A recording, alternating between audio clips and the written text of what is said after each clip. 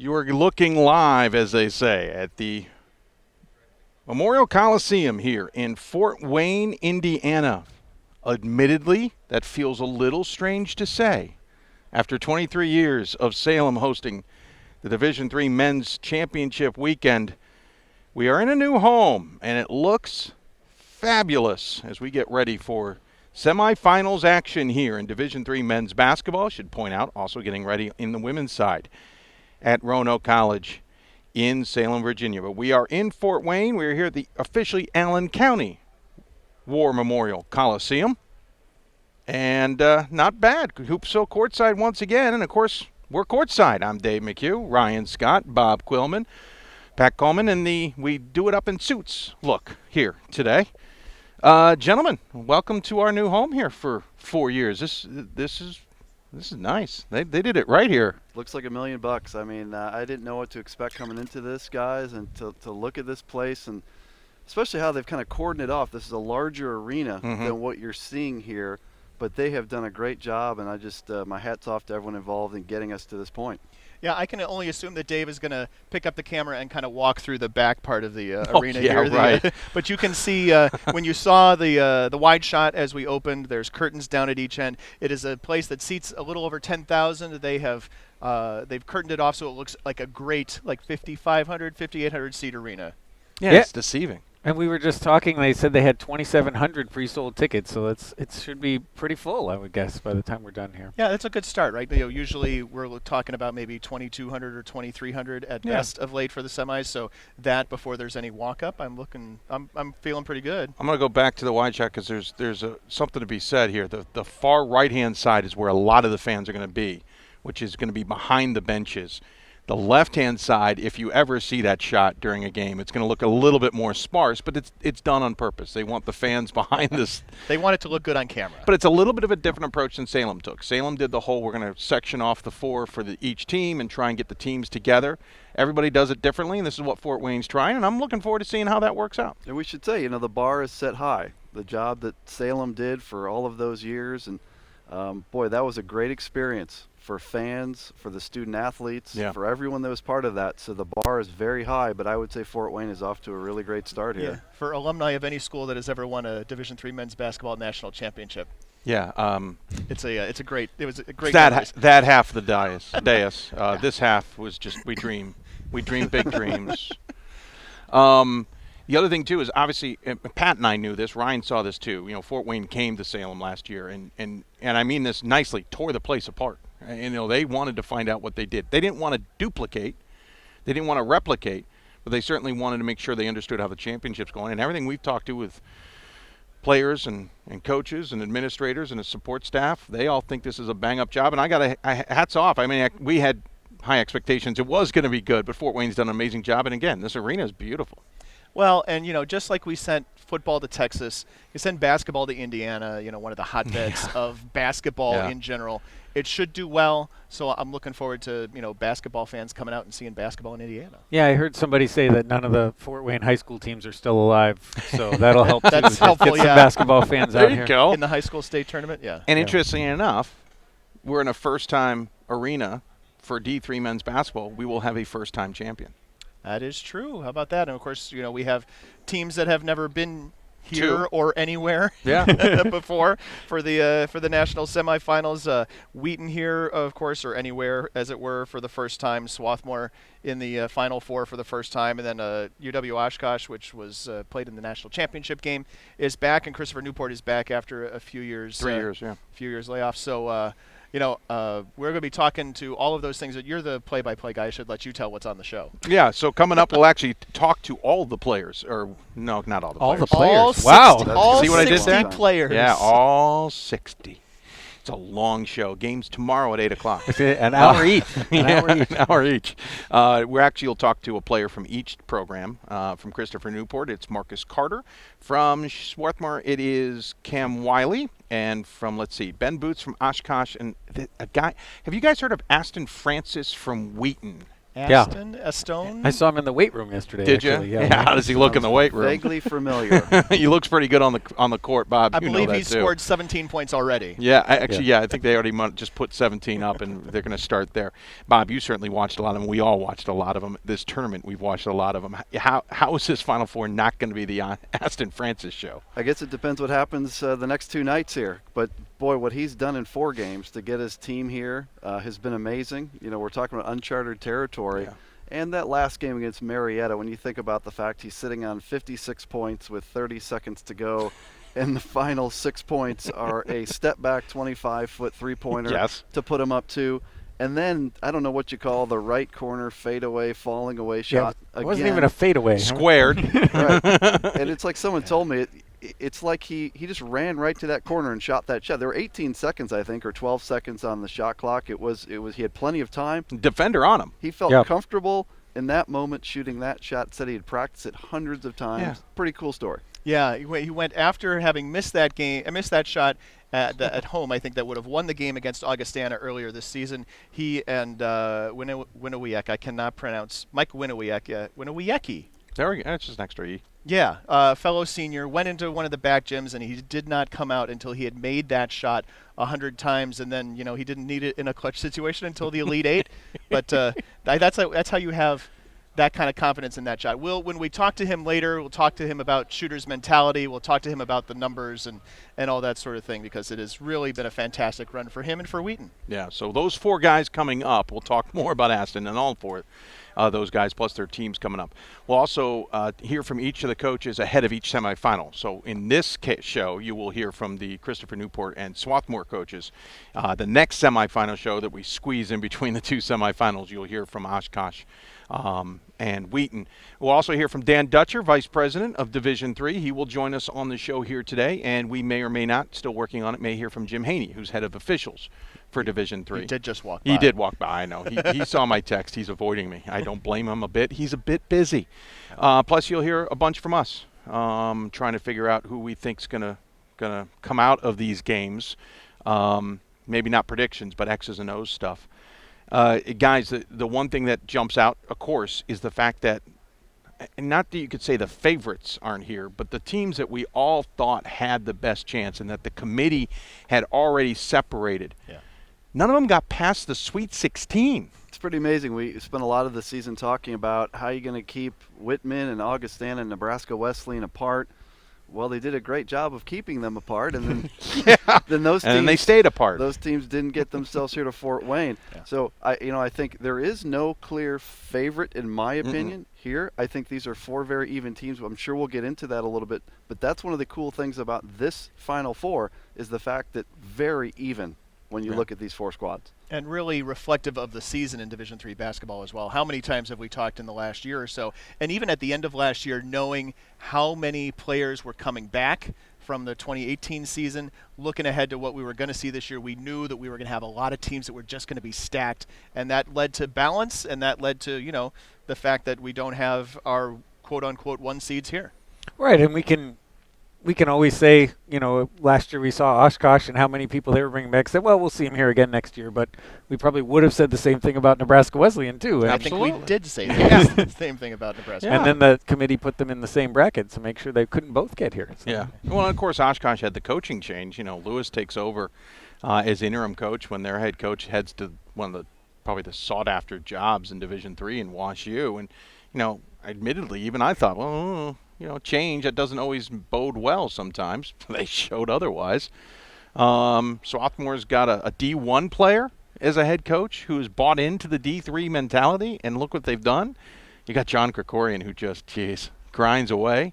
And then, of course, you've got at Wheaton, you've got an alum who's proud, to be here. We talked to him in the media yesterday about that, and you'll hear that coming up later today. But it's 4 really cool, unique coaches, too. That's the other great thing about this. Yeah, I think when you get to this stage, there's a lot of emotional side to it. And I was watching the YouTube of the Wheaton press conference yesterday, hearing Mike Schauer talk about he still sees himself wearing the jersey as a player. All 4 of these coaches have different types of stories like that, right? You have a first-year head coach at Oshkosh taking over from Pat Yuckham. And there's just all these unique little stories with these 4 teams, and it's going to be a wonderful next couple nights here. Nothing against Coach Lewis. When I came into the press conference that had just started, yeah, did you not I thought know it was the player. Yeah.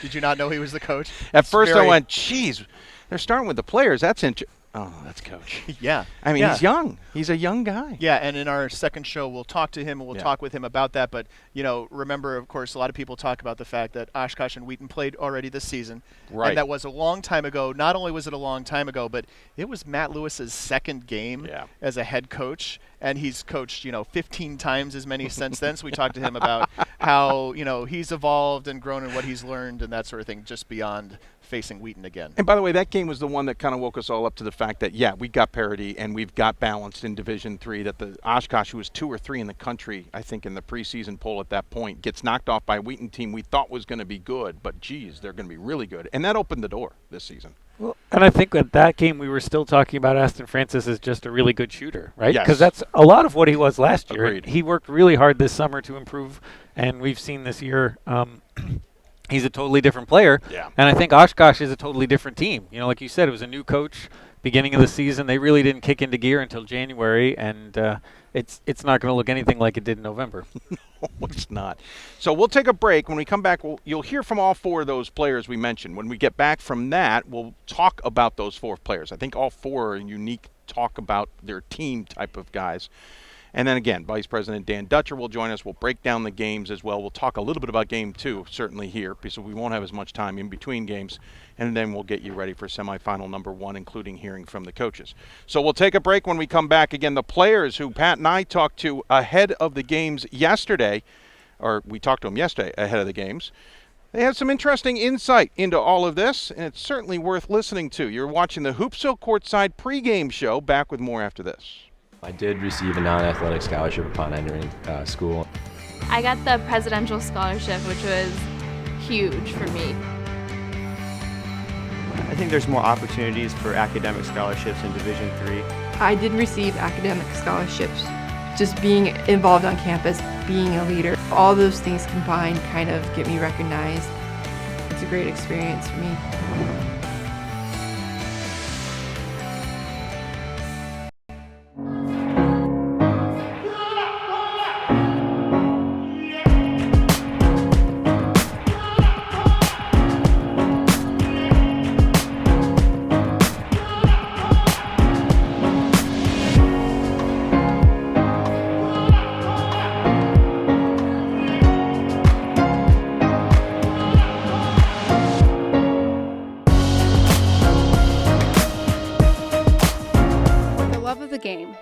But for those of us who are Division III student athletes, it's more than that, a lot more. Sure, the game is important, but as we work so hard to build both mind and body, it's more about team. That is why NCAA Division III teamed up with Special Olympics, and in giving the gift of sport to those for whom it seemed an impossible dream, we are working to make this a better world. Help us keep that dream alive.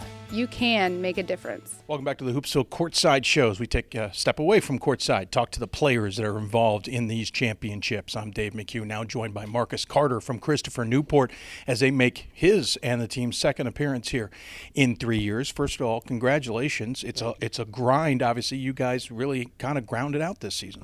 Yeah, we knew it was going to be a really long season, but our goal coming in when we had our first team meeting in August was, we got to make it to March. And we got to make it to the end of March. So me being a senior and some other guys, Tyler Finmire, Logan Miller being seniors, we know how the grind was to make it to the end of the March. You're going to go through injuries. You're going to be fatigued. But, it's always about the team that really wants to play together and keep playing together. So that was kind of the mindset and the things we talked about throughout the years, like saying if we want to do what we want to do, it's going to be a struggle. You're going to have bumps in the roads.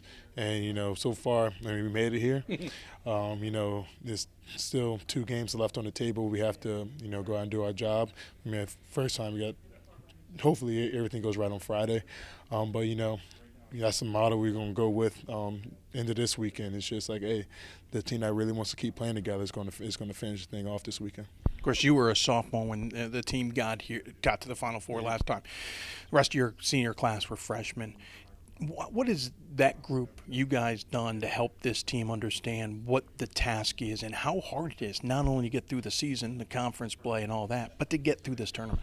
Well, so last time going in, I was a big factor in there. I started and played. So I had like the experience of on the court. But, Tyler Finmire and Logan Miller also had the experience of seeing everything, like seeing the impact of how the environment can get to you, how the media can play aspect, and then like just the pressure of everything, just being in the Final Four. So, we all kind of collectively just have like the experience of all different aspects of what this weekend's like. And, we're trying to just tell the guys just, hey, man, he's like, this is going to happen. Like, X, Y, Z is going to happen now. So, just, embrace it, like, love it just because, like, you never know when you're going to get this chance again. But you also got to know, like, hey, remember, we're still here for basketball. We still have a job to finish, so. You talked about the bumps in the road during the season, and obviously you had a couple losses, especially up at York, which is always a tough place. But what did those losses, what did those bumps in the road, even if there were bumps and wins, teach you guys and help you guys get the team that you are now? Yeah, well, we had some ugly wins, and we had some good losses. Yeah. So, you just take the learning lessons from each game you go into. But, just those bumps in the road, you struggle a little bit maybe after. Like, everybody's kind of, like, their head's going a little place, but all over the place. But, you got to bring them back together. You got to make sure everybody's focused on the same goal. Make sure we also have the same purpose for the season. So, just as a senior, you just want to just make sure everybody's supposed to just calm, like, especially when those bumps come. You gotta fight that wave of just everything maybe feel like it's going downhill. But once you fight that wave, you just stop and then you can rise back up. So, those bumps in the road they help us out. But it's also like the older guys, we have to weather it out. That's what we're learning. And then the young guys, they're just going to look at us. They're going to follow us. And they see that we're not stressing about it as much. They're going to be like, okay, I guess it's not that bad. And, that's going to help them out when they get in our shoes. So then when they have younger guys, they can do the same thing. When you talk about bumps in the road, you've had your bumps in the road. You missed last year's, what should have been your senior campaign due to injury. You've been banged up this year, been gutting it out. What's it been like to try and gut through those injuries, and what have you learned about yourself? Just trying to gut through the injuries, it's just, it's hard, but like I've been kind of doing it my whole life. I'm really, as long as I'm good enough to play and get up and down the court, I'm gonna try to get up and down the court. So, but personally, it makes me a tougher man, especially on the court, but also gives me a different. Sometimes a different purpose of how to lead the team. I don't have to lead the team on the court. I can lead it by voice. I can lead it by just doing the little key things maybe off the court, especially not playing the York game is where we feel like we took the next step, even though we lost at York. My Coach K talked about all the time, like we went up there without me, and a lot of guys said, okay, well we can win, we can fight, go on the road against a good York team, and be up by 13. So, that kind of helped them out. But me just sitting there realizing that, I realized I can lead more by voice than just by action on the court. So that kind of helped me out this year because I didn't really get to experience that last year. I kind of like drew back and like withdraw from the team just because I just couldn't play. I'd never been the person to ever sit off for that long and not be able to help the team. So, but this year, knowing I was going to be able to come back after a couple of games, I kind of picked that up real quick. Like I can lead like in a different way. Quickly, you had the experience of being in Salem, now the experience of being here in Fort Wayne. What's it like to not only get back, but to be in a different place and experience the championships in a new way?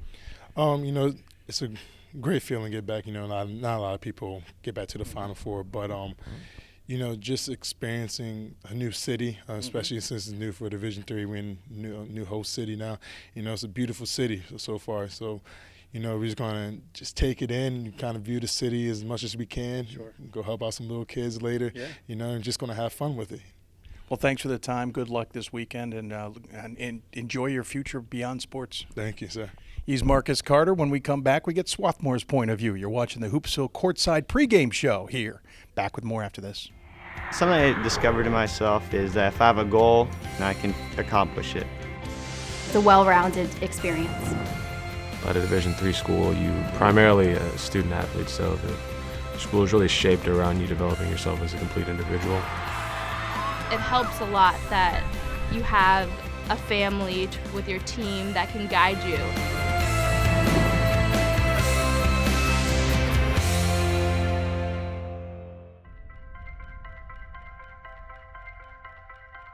I'm a Division III student athlete, and I know how powerful words can be. The term gay doesn't mean stupid, lame, or less than. So I pledge to speak up if I hear the term gay used in a derogatory way or any other homophobic terms. If you can play in Division III. I'm a Division III student athlete, and my teammates unconditionally accepted me as part of their family. So now I pledge to do the same for others. If you can play in Division III. Football has taught me a lot throughout my life. It's definitely had a huge imprint on who I am as a person. Competing at a Division III level created that opportunity for me to go to college. Not only was I the first one in my family to graduate college, but I was really the first one to even go. Being the first one, I'm breaking that cycle, and now that I've graduated, I'm not sure what's the next step, but I know I have a lot of doors open. And a lot of those are open because I played football and ran track here at Otterbein. Welcome back to Hoopsville Courtside Pregame as we continue to talk to the players involved in these championships. I'm Dave McHugh, now joined by Cam Wiley from Swarthmore. First and foremost, congratulations. You guys have, to some extent, finally gotten here. Yeah, it's a great feeling to be in Fort Wayne, still competing for a national championship. I'm just really fortunate to be here. There's been a team that for several years now has seemed like this was the destination eventually, but you always tripped up at some point. Somebody either got you, you guys had a bag, whatever the case may be.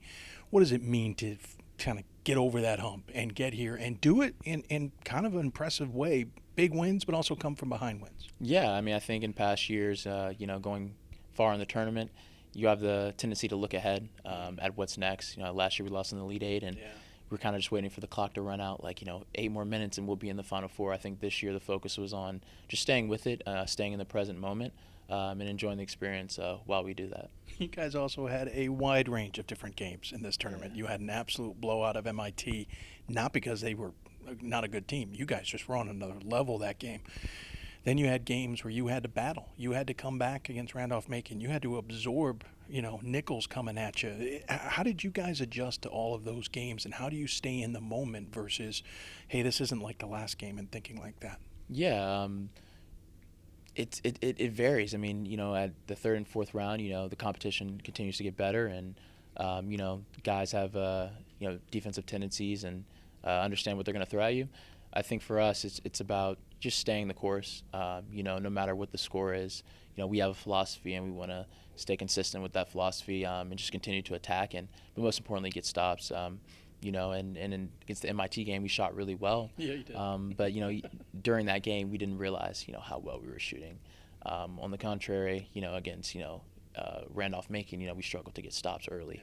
Yeah. And then Nichols was just a battle, but it's about staying with it and just staying together as a unit.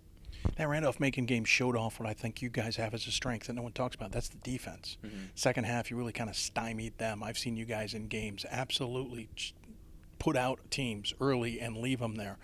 How much pride do you guys take on the defense, and does it overshadow the offense, or do you also take pride in that? Yeah, the offense is consistent. We just want to attack. But in order to attack, you got to get defensive rebounds. Mm-hmm. So we take pride in being a team of 5. We are our best when 5 guys are moving in synchrony on the help side, strong side, but obviously finishing with the box out. So that's what we practice on every day. We have great assistant coaches who work on scouting report, defense, techniques for us, and understanding what we're up against. But again, defense is the priority, and that's how our push is so good. Tell me a little bit about yourself. How much has your game evolved since your freshman year to now? What do you think you've gotten better at, and what have you tried to leave behind? That's a great question. I think for me, I've always been a talented offensive player with high IQ and be able to play make. But I think what I've worked on or progressed on in these last 4 years is just my leadership skills. As a younger player, a talented player, your responsibility isn't to lead. You're the youngest guy, and you can always look up to the older guys. As a senior now, taking on that new role and fulfilling that role was my biggest focus going into this season. I knew it would take some adjusting, but I think I've got the hang of it. And to me, the key is just making sure that you're inspiring your teammates and coaching them up and always talking and encouraging them. So to me, that was the biggest adjustment in this as my career progressed. Centennial teams certainly have always strived to get to the championship weekend. You guys finally get here. What's the experience been like from you, from a personal point? Just new environment. When you're with your teammates, it's always fun. But just enjoying the experience, taking in the moment. This is the last last round for me. I won't get another opportunity to do this, so it's just staying in the present and just appreciating the time that I have here. Well, I appreciate the time. Good luck in the semifinal. Yeah, thank you very much. He's Cam Wiley. When we come back, we switch gears, talk to Oshkosh and Wheaton. You're watching the Hoopsville pregame courtside show after this. Big shots. Big dunks. This trophy is not given. It must be earned. The 2019 NCAA Division III Men's Basketball Championship, March 15th and 16th at the Allen County War Memorial Coliseum Arena in Fort Wayne. With his third triple. Visit ncaa.com/tickets and secure your seats today. College basketball lives in Kansas City at the College Basketball Experience at Sprint Center. The College Basketball Experience is the place to get your game on. It's not a museum, it's an experience you won't forget. Discover the history of the game in the National Collegiate Basketball Hall of Fame, featuring the Gallery of Honor, Mentor Circle, and Honor Theater. Suit up in the latest CBE logoed Nike gear at the CBE Hoop Shop. Elevate your game today and visit the house that college basketball built. I learned a lot of valuable lessons playing college football. I never thought about the health benefits of exercise until I actually started to talk to coaches in college. It's not only just for performance, it's for life. My coaches instilled the importance of well-being, not only building up strength, mental health, getting enough sleep, eating properly is all what it is to be healthy. I decided that I want to go on a personal trainer and share my knowledge that I obtained in college about physical and mental well-being. Back on the Hoopsville Courtside pregame show leading up to our semifinals tonight between Christopher Newport and Swarthmore and Wheaton and UW Oshkosh. And I'm joined by Wheaton senior guard Aston Francis. You may have heard of him. He scores a lot of points. But that's the quick version of the introduction. Aston, thanks for your time today. Yeah, no problem. Thank you for having me. One of the things that I really thought very interesting about you sitting up there with your teammates during the pregame or the news conference on Thursday afternoon was just kind of the relationship with the other guys. Tell us a little bit about what it's like having, playing at Wheaton and playing with, Peters and Ajwan and those kind of your teammates. Yes, sir. We see ourselves not as teammates, but as brothers. And I know that's a little bit cheesy to some and kind of sounds like a cliche, but I think that's the reality for our team. We spend so much time together and have invested so much time within each other's lives and working towards a common goal that we've created a bond that can't be broken, and so we're very close, and I think we all feel very fortunate to have each other in our lives and just love each other like brothers. I would have to think especially to the way this program has gone from 5 wins to 12 to 17 to now here at the national semifinals. You guys have exerted a lot of, for lack of a better term, blood, sweat, and tears to get to this point. Definitely, yes, sir. It was just a goal we had to get back to the NCAA tournament and kind of get back in that national spotlight after the 5-20 season. And I think that season was a little bit. Not telling of how good that team really was. I think they were more talented than 5-20 and just had a couple tough games. So we knew that we could get back here and knew that it would take hard work.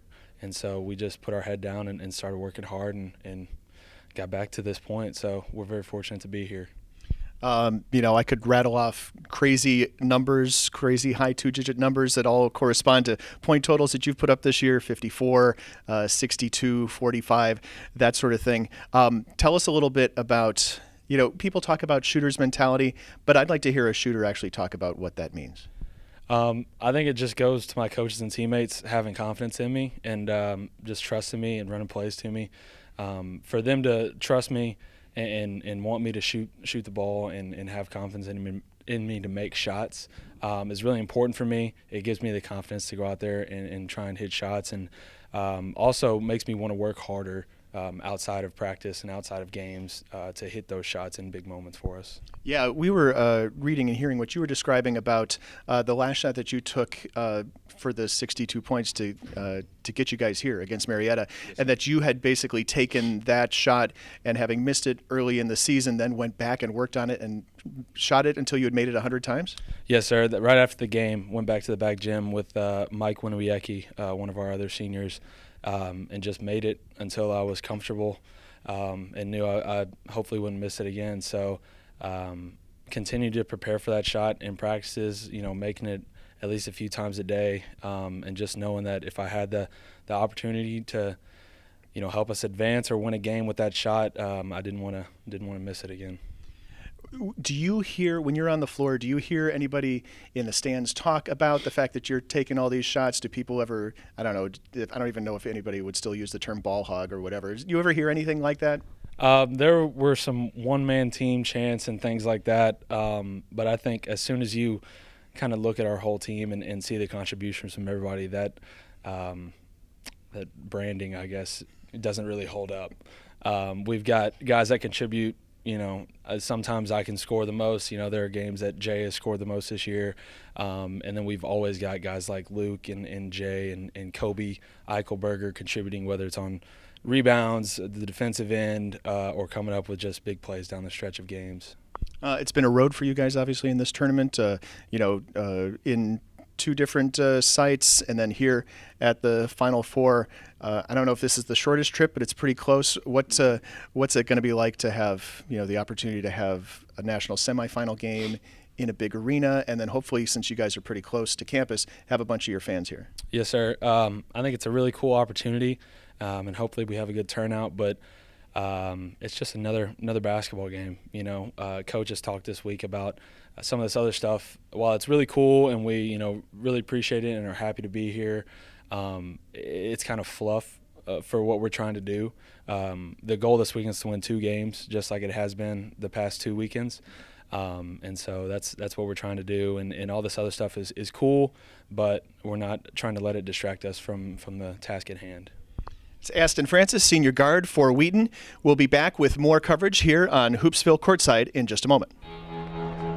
Cheer for the stumbles. The he shoulda had that's. And the tears that linger. For in those moments, greatness lies. There, you will find the provoked, the determined, the unified. It's in those moments that champions are born. My name is Marcus Walker. I was All-State, won a state championship, a high school All-American, and played college and pro ball. I played because I love the game. I grind to be the best. I sweat because I put in work. I'm strong because I believe.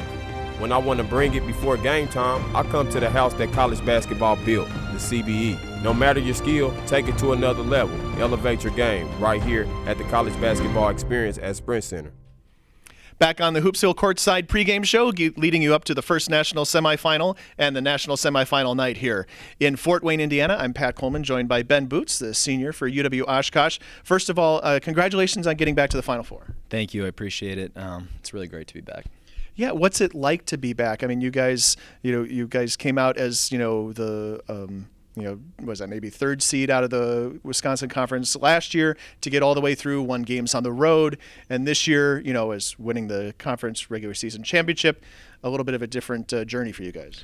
Yeah, a lot of different small aspects of it, but the underlying theme has been staying true to ourselves the entire way and not worrying about all those little things and just finding a way to get better each and every day, and that's led us back here.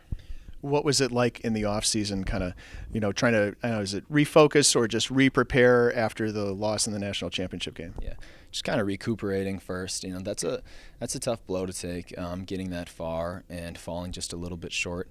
But when you take second like that, it's an easy way to refuel as well.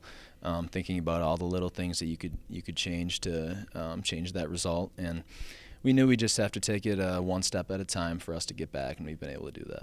I think if you look back through the Oshkosh men's basketball NCAA tournament history, there's this long gap, and then your guys' class comes in, first round exit freshman year, but then bam, bam, bam, it's kind of deeper into the tournament every single time. What's it like, kind of helping to put this program back on the map nationally? It's been great, and I'd be remiss if I didn't say the guys before me were a really big part of that too. The guys ahead of me really helped lay the foundation and allowed us to have the success we're having. Since Coach Lewis has been here about 7 years now, each and every year we've made improvements. We're hoping we can improve by 1 game this year.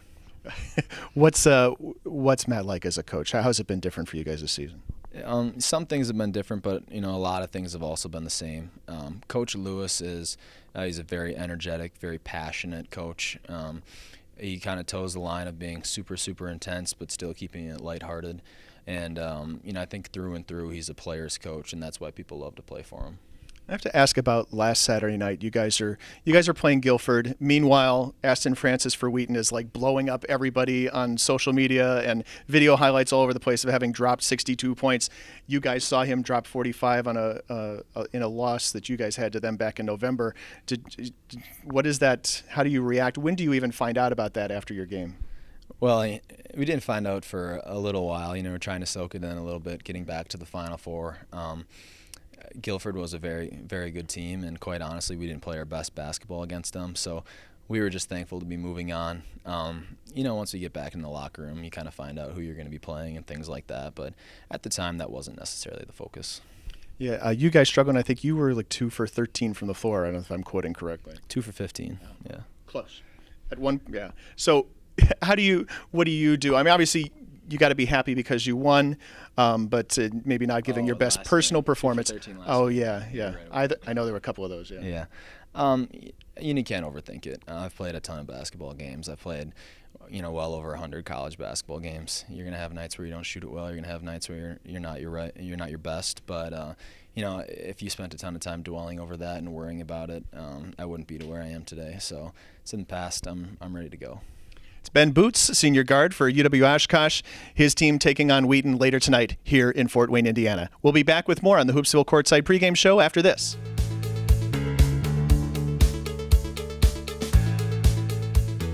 Being a part of the different activities and organizations that I've been a part of, I'm actually able to see myself where I'm like, hey, I actually can make a change. I'm one person that can make a difference. Division III has helped me to develop teamwork skills, critical thinking skills, time management skills. It's not just about basketball, or it's not just about school. It's about developing yourself as a person altogether. Division III allows you to give yourself to other things. Having that free time allows me to pursue the things that I want to pursue. Division III athletics affords students the opportunity to, engage in the other interests in their campus and in their lives outside of that sport. It allows you to just be able to do everything you want to do. I wouldn't change it for the world.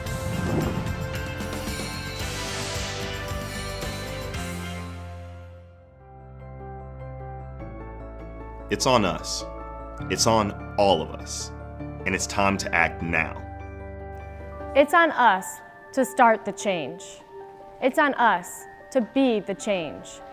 It's on us. It's on Division III. It's on all of us to stop sexual assault.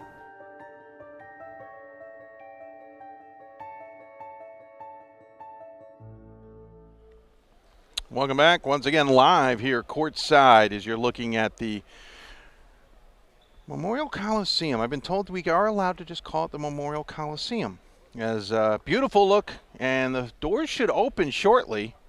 I believe they'll open in about 10, maybe 13 minutes, and then we'll see how it starts filing in.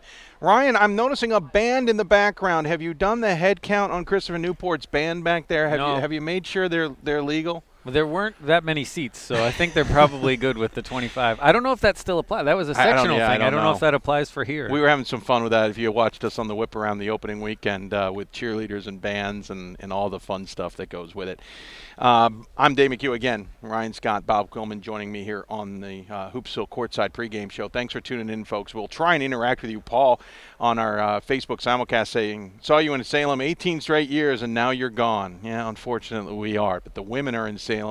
Gordon Mann will be on the call for NCAA.com of their semifinals, All-Star game, and championship. Quick note, I'm on the call with Brendan Gulick. We'll have Brendan coming up here shortly joining me. We'll be doing the semifinals and All-Star game. CBS will be streaming the championship and then airing the championship on Sports Network later tomorrow night. So that's just in case anybody's watched Hoopsville. You know the last few shows. I'm like, I don't know what the answer is.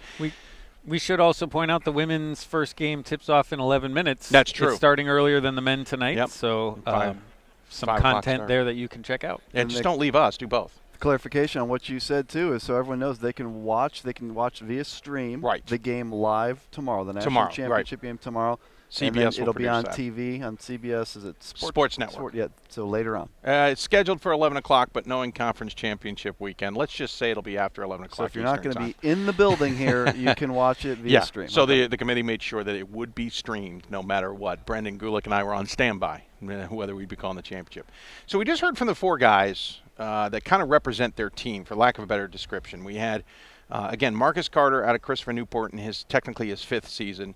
You had Cam Wiley out of Swarthmore. You had Aston Francis out of Wheaton. And, of course, you had Ben Boots out of Oshkosh. And guys, when you talk about those 4 teams, you have to start the conversation with all 4 of those guys. I mean, yes, there's other Swarthmore, there's Odell, and Marcus Carter's got Femi with him. And, of course, you go to Aston. He's got one of the better point guards who's got some great assists thanks to Aston. You might have seen that in the press conference. And, of course, with Ben Boots, there's plenty of options. But those 4 guys are the catalysts, are they not?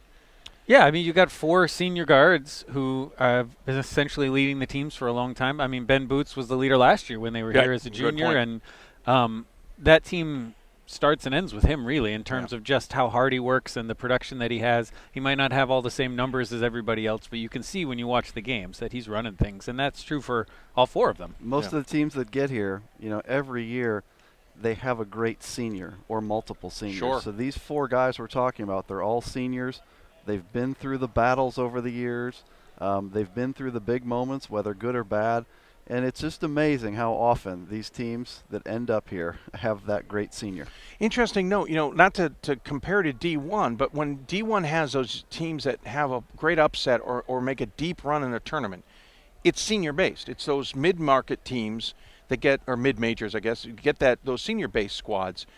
That's all D3. It's all about building those programs and having great senior classes. Well, and those are the guys who have experience. Like right. I thought it was funny. We just saw John Krikorian from CNU, and he's still out in his warm-ups. Yeah, exactly. He was here 3 years ago. I asked him, about the nerves, and he said it's way easier this time around. Way relaxed. And at the same time, we have all the assistants from Swarthmore more than an hour before the game, already dressed and sitting on the bench, and you can tell it's just nervous energy they're trying to burn off. It makes a difference, that experience. It is a good analogy because, like last year, what Loyola of Chicago did. Great example. With a bunch of seniors, right? They don't have any one-and-done guys. No. So they have a group that's together, and they're able to make a run, unless we say that Sister Jean was the well, key. She had a little part. But I think it was that senior class that Loyola had. So I really like where you're going with that, Dave. Division III is like that. You got 4-year guys. No one's leaving here for the NBA. No, not in the slightest. Though Copeland might try out of Augsburg. Let's talk about those 4 guys, though, and let's start with the first 2, Marcus Carter and Cam Wiley. You, of course, Ryan, they're in that Mid-Atlantic region along with I. Those 2 have evolved so much. Even in a year's time, Marcus, it's been over 4 or 5 years, but those 2 really have evolved and changed their games and adjusted their styles. Yeah, I mean, Marcus Carter's always been a really good defender. That'll be something to watch tonight. He's had a lot of injuries. The article we did this week talked a lot about that and whether he's able to stay in front of some of those guards from Swarthmore. But he's really become much more patient. I mean, when he was here 3 years ago, he was kind of one that you were a little worried he might get a technical, he might say the wrong thing. And he's matured and he's patient, and it's really good as a leader for that team to help keep everybody's head cool. Wiley is someone who's a ball-dominant guard on a team that passes all the time. Agreed. And so it's been difficult over the 4 years for him to figure out where his spots are and when to pass. And he's just, I mean, you saw the interview. He's just a super intelligent guy, and he's figured it out a lot more this year, I think, than even last year. And it'll just be interesting to make sure those guys continue to do what they've been doing under the lights tonight. By the way, Wiley's opening an insurance company when he's all said and done with this. Speaking of overachieving. Bob, I said to you, the one thing I find interesting about Francis and Boots is they're very good guards. They lead their team. Aston took an enormous step forward in the offseason and into this year and became more than just a shooter. Nothing against Boots, who's so good. He didn't take a meteoric jump, but they're still head and shoulders the best guys on their teams. Yeah, both guys are great players. Ben Boots was a great junior, and he's been a great senior. I do agree that Aston Francis is the guy that took a huge step up. I think they both worked very hard in the offseason. Absolutely. But Aston Francis really added some elements to his game, if you look at his rebounding numbers, if you look at his assist numbers, people view Aston Francis as a guy that shoots a lot, which he does. But most people forget about his rebound per game and assist per game. You add all of those numbers up, and it is one of the most ridiculous stat lines that you'll ever see. Well, and he strikes you as a guy, he can score 62 points in a game, but he would be perfectly fine not scoring any. If his team didn't need him to shoot, he'd be fine not shooting. As Christopher Newport's here coming in behind us. They are edging the floor. They're not allowed to step on until the 60-minute mark, which I believe officially starts in a minute's time. So they are getting ready to step onto the floor, and the band is here and ready to go. So they're ready to romp. That's any cheering you might hear. Yeah, exactly. By the way, another thing quickly about Aston that also improved his defense. I think he took a huge step forward defensively. When he was a sophomore, I remember in the post-game shows watching Wheaton games, Mike Shower, which Mike needs to give about 10 minutes before he does those interviews, because he comes over there the second the game's ends, and Mike would say, you know, it's hard to win when our leading scorer isn't interested on defense, isn't interested on the defensive end. I remember that quote. I remember that quote. I think Mike said that 2 or 3 times in post-game shows. Aston Francis has worked very hard to become a good defender. So in the Augustana game, in a moment where Luke Peters had a couple fouls, they had to move Aston Francis onto Nolan Ebel. And that was a very difficult assignment, and you got to credit the kid for working hard. It's something that he wasn't great at for a year and a half. Agreed. And it's helped make him just an incredibly complete player. Agreed. And I think the unsung thing going back to Boots as well is that leadership. He's got a relatively young team around him. True. You know, those guys were sort of deer in the headlights a little bit last year, especially the younger ones. I talked to Pat Yuckham, the former coach, at the beginning of the season, and he just said, I have every confidence in the world that Boots will have the guys ready. He didn't talk about the coaches. He didn't talk about anyone else. He said, Bootsy will have them ready to go. Yeah. He said, nobody is going to slack off. There's not going to be any problem transitioning because of him. And I think that's going to be a big deal. They both of these guys we're talking about, they both have the penchant for the big shot. So if you agree. The game that Ben Boots had last year in the Elite Eight at Augustana was one of the best individual performances I had seen in a long time. I mean, he made three-pointer after three-pointer, mid-range jump shot after mid-range jump shot to keep Augustana at bay and to take the lead down the stretch in that game. Boots consistently over his career has made the big shot, which is the same thing you can say about Aston Francis. Absolutely. And, of course, Marcus Carter, he's the soul of this team. He's come back after being injured for a 5th year because he wanted another crack at it, which, by the way, surprised both you and I. Yeah, I didn't. It was the 3rd game of the season. I saw him in the box score, and I said, I can't believe he came back. You mentioned it, and I went, wait, what? He had 2 ankle surgeries. Right. And we didn't know what he'd be able to do. And you see him out there. He also hyperextended his knee this year, so he's got this giant brace on, and it looks like he's dragging that leg around, and then he scores 30 points. Right. And there's a part of you that says, how good could he have been without those injuries? But the other part that adversity and the hard work that he had to put in changed his game, and it's made him a better player. And then Cam Wiley, you already touched on it, but defensively he's also improved. That's what's the thing here. All 4 of these guys are not only offensive weapons, but they are guys who are going to be stepping up defensively in tonight's games. Yeah, and especially for Wiley, I think part of that is just how many guards they've brought in. True. He wasn't starting for a while last year. And he doesn't always start every game because they've got pressure on him. He had to step the game up because he's got guys behind him coming in, and that's really going to be one of the differences for Swarthmore. It's just how many guards they have and how many they can run out there, and whether CNU can keep up with them all. And their ability to rebound the basketball. So if you look at the guys we're talking about here, Aston Francis 7.9 rebounds a game. Cam Wiley 4 rebounds a game. That's a great number for a guard. Ben Boots, about 4 rebounds a game, and Carter, 7.1 rebounds a game. When your guards are able to go in and get rebounds like that, it takes a lot of heat off of your big guys, and a huge advantage for a team. And these 4 guys all do that. And going to Cam Wiley, 4 rebounds a game while he's got 2 guys on the inside who are in the top 15 in the country in rebounding. Well, it's like, excuse me, what? We're not quite ready to break down the game, but rebounding is going to have a lot to do with that when we talk about this game. Yeah. Guys, appreciate the time talking about those 4 guys because I think they're not going to be pivotal. I don't want to say it that way, but they're certainly important to their teams, and thus they'll be important to this weekend. When we come back, Dan Dutcher, Vice President of Division III, meaning the man in charge, will join us. It's not that far from his home, so he joins us to talk about the Fort Wayne and the men's championship weekend. Brendan Gulick will be calling the game alongside me, will join me, and then after that, these guys will come down. We'll start breaking down those semifinals just a little bit more, and it's still ahead. We'll also hear from the coaches. You're watching the Hoopsville Courtside pregame show. I'm Dave McHugh alongside Bob Quillman, Ryan Scott. Pat Coleman will join us a little bit later. Back with more when we get back after this break. Football has taught me a lot throughout my life. It's definitely had a huge imprint on who I am as a person. Competing at a Division III level created that opportunity for me to go to college. Not only was I the first one in my family to graduate college, but I was really the first one to even go. Being the first one, I'm breaking that cycle, and now that I've graduated, I'm not sure what's the next step, but I know I have a lot of doors open. And a lot of those are open because I played football and ran track here at Otterbein. My name is Marcus Walker. I was All-State, won a state championship, a high school All-American, and played college and pro ball. I played because I love the game. I grind to be the best. I sweat because I put in work. I'm strong because I believe. When I want to bring it before game time, I come to the house that college basketball built, the CBE. No matter your skill, take it to another level. Elevate your game right here at the College Basketball Experience at Sprint Center.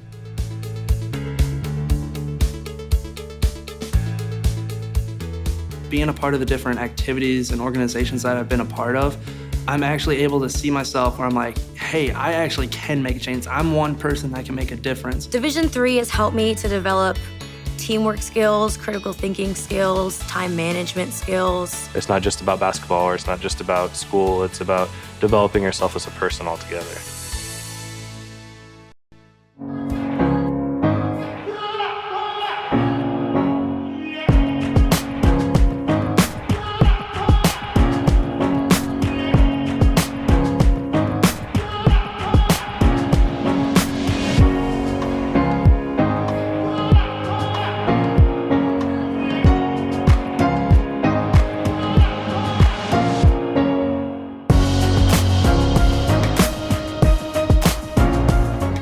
Welcome back to the War Memorial Coliseum, the Allen County War Memorial Coliseum in Fort Wayne. You can see us in the little corner, but you can see the entire place. Fans should start filing in soon. You can hear the band for Christopher Newport in the background. In the meantime, I'm Dave McHugh, and I'm now joined by the Vice President for Division III, good friend of mine, I like to say, Dan Dutcher. And, sir, thanks for taking the time to join us. My pleasure, Dave. Thanks for the opportunity. This might be the shortest trip you've ever taken where you and I have run into each other at a championship. It must be nice to just get in the car and take a stroll down the interstate. Very enjoyable, quick 2-hour drive up I-69 from Indianapolis. It's great to have D3, the men's Final Four, so close to home. I take that back. Women's Final Four for D1, D2, and D3 with the D3 championship. You were a little closer to home. That was downtown. That's right. Yeah. That's right. That was a little closer. Good point. Lots of places to start. Obviously, you and I have talked a number of years. You know, the breaking of the tradition, let's just say, of Salem for 23 years in basketball, 25 plus in football, and coming to Fort Wayne. Obviously, this was a big step for Division III. Fort Wayne embraced it, and that's, I think, the biggest key here. They've done an amazing job. But from your vantage point, what's it like to see the men's basketball in a different place? It's a little bit of a different experience, of course. Yeah. You know, I think it represents a great opportunity for the division, and that is to give other venues that are absolutely committed to maximizing our student-athlete experience, giving those venues an opportunity to show us what they can do in terms of supporting a first-class event for our student-athletes. You know, we like to say Salem set the standard. Yeah, they did. It's not a coincidence that we were going back to Salem year after year in so many sports, because they basically wrote the book on how to support a D3 championship for our student-athletes. But the opportunity to come to other places and to experience their hospitality, their know-how, their knowledge, their support, I think is a good experience for all of us, including our student-athletes. Certainly, since I've arrived here several hours ago, the positive feedback that I've received about Fort Wayne and the job that they're doing here, it's very gratifying, it's very reassuring that the committee took a risk, but that risk is paying off. Yeah, sure, absolutely. And again, they came to Salem last year, learned what they wanted to learn, and have now embraced it themselves. It's it's a great thing. How much does the corporate office get involved with these things? How much behind the scenes are they doing, or how much do they allow the host to do? I mean, you know what I mean? How much is managed and how much is not? It's a great question, and it probably depends on what level of the NCAA bureaucracy you're talking about. Let's just stick with the D3 bureaucracy. Yeah, and at my level, to be honest with you, not a whole heck of a lot. Okay. You know, I'm here to enjoy the contests. I'm here as an ambassador for Division III to support our student athletes. But as you know, there are folks, especially in the championship staff, who specialize in championships administration, who support in this case, the Division III men's basketball committee, who basically spend their year on selections, on event management, on evaluation, helping the basketball committee to make those hard decisions that are associated with running this tournament. Those are the folks who really have a lot of hands-on responsibility, together with the folks who make up our committee. I know you guys at governance, Jay Jones, who I know is unfortunately for you guys leaving, and yourself and the rest of the staff. I know you get to a lot of championships. You can't get to them all. Right. It's almost impossible, especially when they're on the same weekend sometimes. But you go to a lot of them. How much does what you soak in and what you see or experience, how much do you then take back to Indy when needing to either fix something or improve something or whatever? Do you get involved from what you have personally seen? You know, every time I go to a championship, and I try to get to at least 3 a year. I try to do at least one in the fall, one in the winter, and one in the spring. I'm 2 for 2. We'll figure out with the spring. Anyway, go ahead. There we go. Every time I go to a championship, I think I learn something. Okay. And it's really important for me from a governance perspective, so that when I hear about issues that a particular sport is dealing with, when I have to sit down and listen to budget requests, and committees are asking for certain enhancements or certain allocations, whether it come to expansion of access or certain allocations toward how we put on the championship, what it looks like, where it's located. It's important to be able to understand those requests, and nothing is better than experience. So having been here and seeing championships and how they're administered and what goes into that administration really helps, I think, for me, and more importantly, for me to advise the committees that are making those decisions. When you are on, I always like asking, we used to do more in-depth, we haven't done it in a while, but the state of Division III. What is the state of Division III, and how are things going in an overarching point of view? You know, it's probably a little too convenient and easy to pat yourself on the back and say everything's great. You know, having said that, as you know, every 5 years we send out an all-division survey. We ask folks to give us their thoughts on where we're at from a philosophical standpoint, from a legislative standpoint, and from a practical standpoint too. Are we putting into practice what we say are our values? Sure. And the last survey came back about a year ago, so it was spring of 2018. Okay. And generally the responses back were very favorable. Folks seem to be comfortable with where we're at from a philosophical and from a legislative standpoint. You know, we also ask folks to respond to where we're allocating our money, both on the championship side and on the non-championship side. It's a common, very favorite conversation. Yeah, you know, it's important to be sure that folks are comfortable with where the money goes, because ultimately it's their money. And again, folks, we're fairly supportive of this 75-25 championships, non-championships allocation formula that we followed for approximately the last 15 years. Well, it's certainly interesting to talk with you. We could talk to you more, and sometimes it's maybe information that you all don't need that I find more interesting, but I enjoy. Where are you going? Do you know where you're going for the spring championships? I'm just curious. Well, it's all too convenient that women's rowing is in Indianapolis. Interesting. Okay. And beyond that, I'm cheating. still kind of undetermined. I know we have regional rules seminars in Indy and in Denver in June, and so that's a factor I have to include in my schedule. Sure. But I'll for sure see some rowing on beautiful Eagle Creek in Indianapolis. That's awesome. And he and I usually run into each other also at lacrosse, so that's why I was curious if we might run into each other the third time.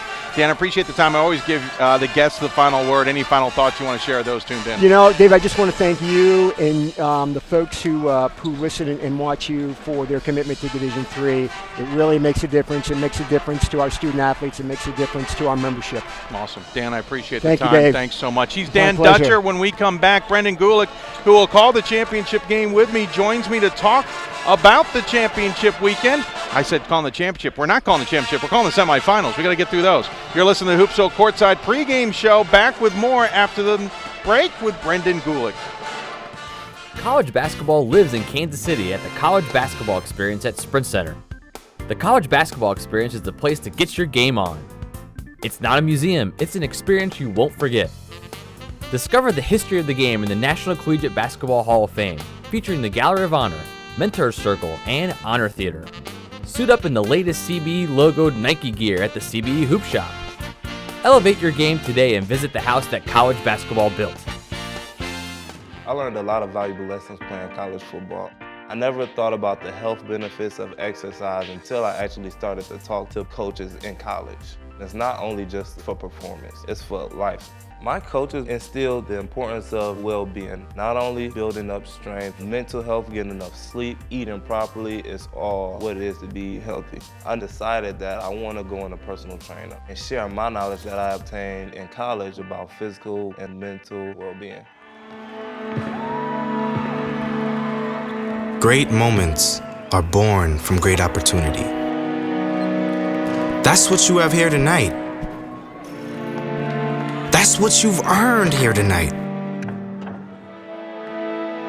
This is your time.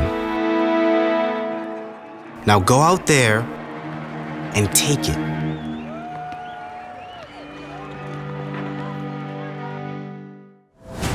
Big shots. Big dunks. This trophy is not given. It must be earned. The 2019 NCAA Division III Men's Basketball Championship, March 15th and 16th at the Allen County War Memorial Coliseum Arena in Fort Wayne. With his third triple. Visit ncaa.com/tickets and secure your seats today. Thank you. I like that. Thank you. I didn't have any. All my stuff's dated. Oh, we're back. I wasn't paying attention. All right. Look at that, folks. You're looking at the arena as it's starting to file in with fans. We are in your lower corner if you care. Shameless plug. Hello, Aunt BJ. She tunes into a lot of my productions. The family may be watching, but they haven't said anything. But if my family is watching at home, as they say in a broadcast, whether on your mobile device, on your computer, or on the big screen, we enjoy that you have tuned in to watch us here, Hoopsville Courtside Live from the Allen County Memorial Coliseum, getting ready for the men's championship weekend. By the way, women's games are in action. I've not looked. First semifinal in action. Jeremy, I forgot Jeremy's last name, and Gordon Mann on the call there for NCAA.com. I'm now joined by my colleague for the calls, Brendan Gulick, graduated from John Carroll. Congrats, sir, on coming to the men's side. Thank you. He's been doing the women's side the last couple of years. We're glad to have him here. He'll be doing your play-by-play. I'll be doing your color, unless at some point we really freak out our broadcasting team and switch. We're going to have some fun. We will have some fun. You and I do a lot of championships. We date ourselves, though. How long ago did you and I do a game in Transylvania? I'm pretty sure it was 2012. I think it was the 2012 okay, so tournament. it wasn't as far back as I thought. No, that's 8 years. Still this decade. Yeah, it's still this decade. He looks a lot younger. Yeah, your first chance to be here. Thank you. First chance to the men's side. Obviously, we're a new host, so you never got the Salem experience. But sure. I know you've been looking forward to this one because you messaged me about a month ago, already like, all right, what do we got? Amen, man. You're looking forward. What do you expect? What are you looking at here? I was really hoping we were going to get what I think we're going to have here. 4 teams that are, in their own way, really clicking. And in some way, you kind of say that when you get to a national semifinals anyways, but yeah, but I know what you mean. Swarthmore is unbelievable the way that they have just ripped off 14 in a row, and they play incredible defense. They shoot it like crazy. You got a Christopher Newport side that's been here before, and so for some of them it's new, but for some business that hasn't been totally abnormal. True. And then on the other side, you got the best player in the country right now, and Aston Francis for Wheaton, and a Wisconsin Oshkosh team that's trying to finish it off this year after falling 1 win shy last year. I don't know what more you could ask for. Yeah, no, this is going to be a blast. Of course, we got a band already in place. Christopher Newport dragged their band up here. It's going to be fun. You almost forget the weird weather we're having outside. We've had everything from spring to winter in a matter of 24 hours. You call a lot of championships, especially at the Division III level and other divisions as well. And we should point out some lower-end Division I stuff is very similar to Division III. What makes, from your experience, championships special? Boy, it's a fun time of year because you really dial in to the kids playing or competing at the pinnacle of their athletic careers. The vast majority of the student athletes we're covering, whether it's now in basketball or in other sports, this is what they've spent their entire young lives doing. Their families have sacrificed financially. They've put time into it. You think about all the travel that goes into youth sports these days in hoping that you could play in high school, play in college, and then perhaps have a chance to play for a national championship.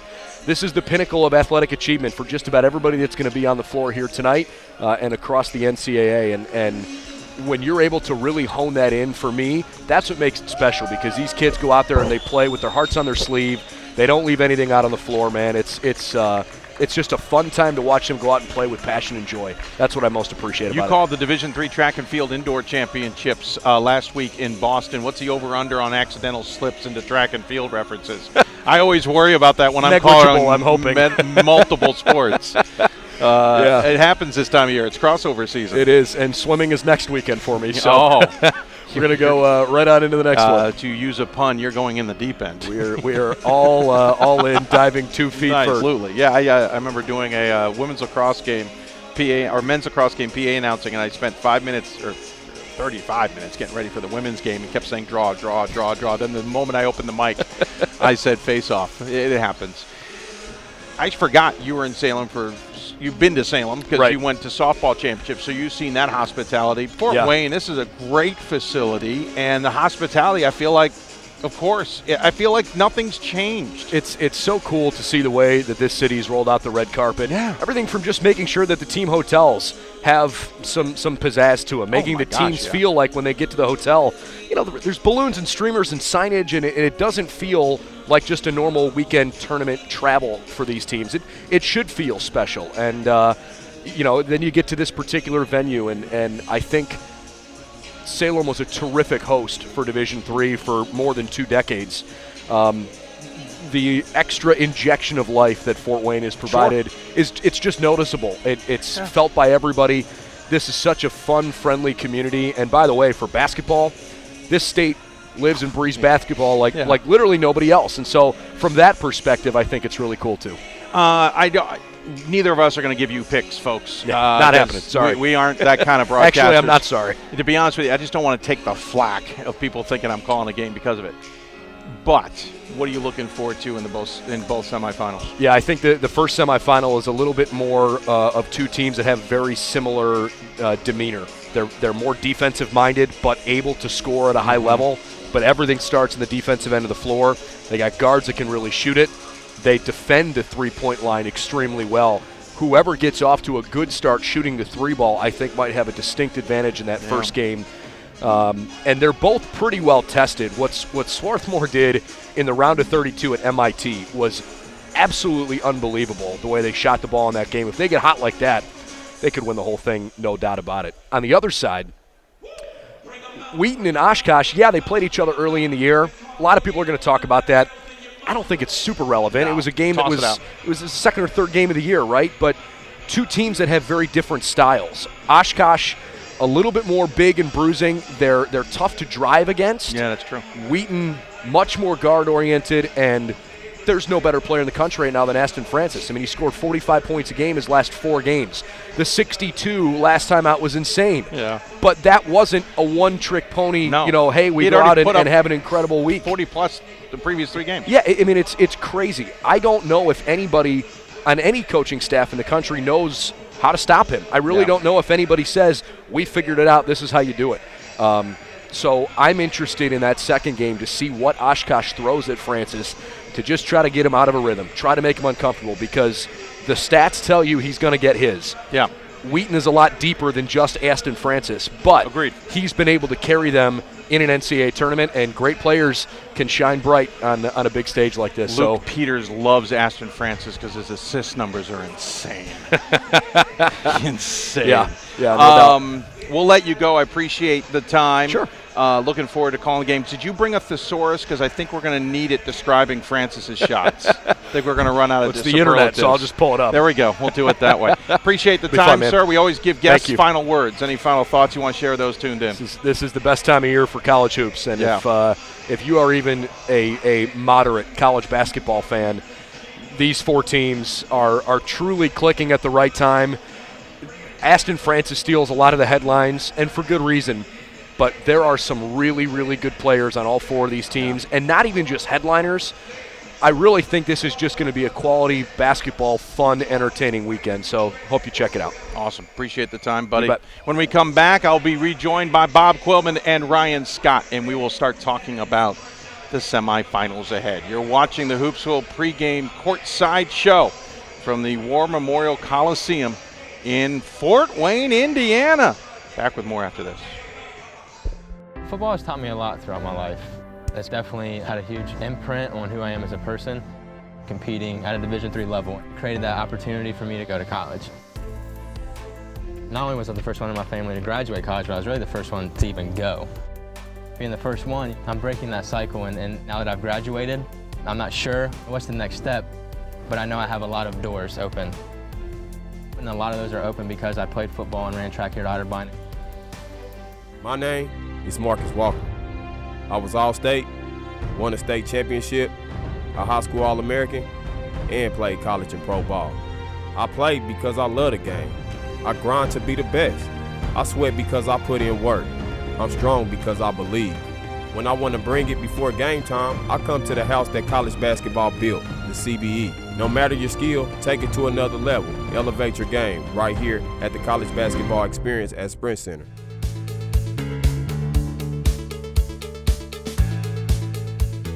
Being a part of the different activities and organizations that I've been a part of, I'm actually able to see myself where I'm like, hey, I actually can make a change. I'm one person that can make a difference. Division III has helped me to develop teamwork skills, critical thinking skills, time management skills. It's not just about basketball, or it's not just about school. It's about developing yourself as a person altogether.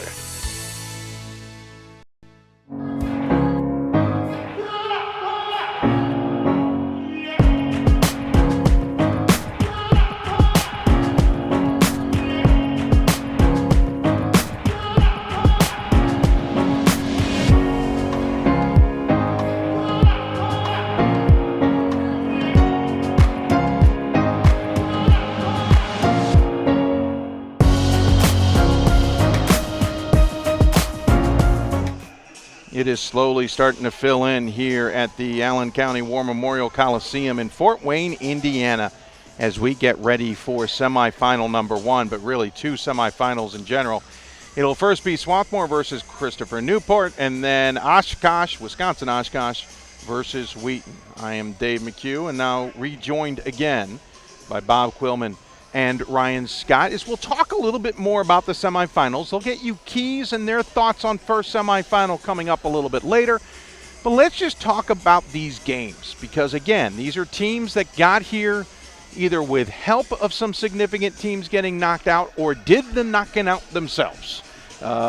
Wheaton taking out Augustana. Again, none of the teams that we thought would get here got past Friday. The defending champs losing in the second round of the tournament. I feel like that makes this weekend wide open. Is that fair? Yeah, I would agree with you, Dave. I believe that this is wide open. I can't remember a weekend, a championship weekend, where I really couldn't tell you who the favorite is. Usually when we come here, there is a favorite. Last year may have been a little bit like that, but this year, to me, we have 4 very even teams, and so that's the first thing I would say, and I think Ryan agrees with that who's the favorite? You know? Yeah, I mean, I feel a little different because I picked Oshkosh and Swarthmore to be here. Those were 2 of my Final 4 picks. Are you special? The fact, well, I just mean the fact that I know. I expected them to get this far. Sort of lends me to think that they're maybe the favorites in their games because I expected them to get here. But it's not like Wheaton and CNU are pushovers or anything. They can beat either of these teams, and we could see anybody in the final. We just don't know what's going to happen. Let's start with the first game, Swarthmore versus Christopher Newport. Swarthmore is one of the more traditionally built basketball teams. They've got big guys inside. They've got shooters outside. They've got a guard who can pass, dish, and do whatever he wants. By the way, their subs are going to bring in the same thing. They're going to have height with their inside game. They're going to have shooters on the outside. They're going to have a ball handler as well. They extremely balanced, extremely well-rounded. It's your prototypical basketball team in that generic sense. Christopher Newport comes to the table. No, they're that hybrid. You know, they got the slashing guards. They got size, but they also are going to come at you with speed. Not that Swarthmore doesn't have speed either. I'm just saying there's a little bit of a difference there. The fascinating thing is they've only played once. It was 3 years ago in the 3 years ago in the NCAA tournament. They don't really know each other, yet they come out of the same region. Yeah, I don't know what to make of this game. There's a lot of common opponents. I'm sure they had ton of tons of scouting that they were doing against each other. You know, and a lot of it's going to come down to that defense. You know, Christopher Newport will tell you their defense first, defense. Absolutely. When it comes to Swarthmore, they play a good defense, but they're much more about having an efficient offense, getting the best shot every time down the floor. And it's really going to be those two things, you know, coming to a head. And I would say, you know, the one thing for fans that maybe aren't familiar with Swarthmore and Christopher Newport is this isn't like Cinderella story territory here. These teams on Selection Sunday, when you look at their resumes and thus their seeding, which we never quite see the seeding, these teams have both been two of the highest seeded teams all along the way here. Yeah. So there's probably folks from the West and the Central saying, well, who are those teams? These teams have been here all season long. We've been talking about them. They've been ranked. Very different teams. Christopher Newport, the thing that you have to look at with them, their defense. I think their opponents shoot like 38 or 39%, which is a ridiculous number. I like Swarthmore offensively, but the thought of Christopher Newport being able to stop them is also a big part of the story. I will say you'll be surprised in Swarthmore defensively if what I have seen earlier in the season holds true. That said, I've also watched games going, what is going on? They're not doing defensively what I'm used to seeing them doing. They can be a bit inconsistent on that side of the floor. Yeah, I mean, one thing with Landry Kosmalski at Swarthmore is he expects so much from his guys. Yeah. I've seen them this year where they take almost exclusively outside shots when he thinks that's the advantage. And I've also seen them pound the ball inside every time down, which is not what they normally do. And so it's going to be interesting to see what he decides is going to be the game plan tonight because there's a lot of ways you can attack that CNU defense.